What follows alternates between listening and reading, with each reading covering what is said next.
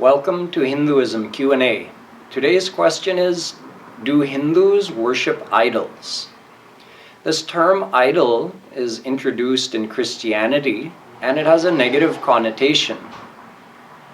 It means when you worship something that isn't God as God. So it's been described as putting material things above God or surrendering to some other thing other than God and putting that first in your life, or just taking a material object and worshiping that as God instead of worshiping God. So according to this definition, no, Hindus do not worship idols. We worship murtis, yes, but the worship of murtis does not fit this definition of idol worship, because when we worship a murti, we do so with the understanding that God is omnipresent. So God is permeating the murti.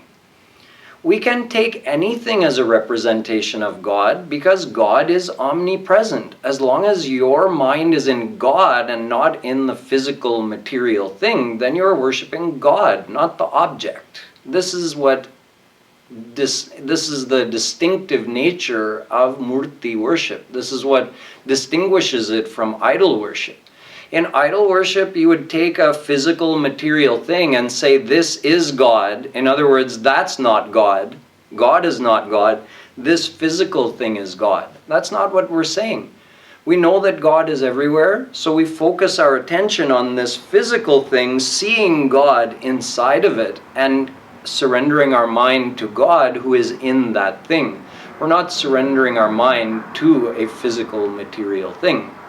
And the murti has been created according to the descriptions of scriptures and saints who have seen God.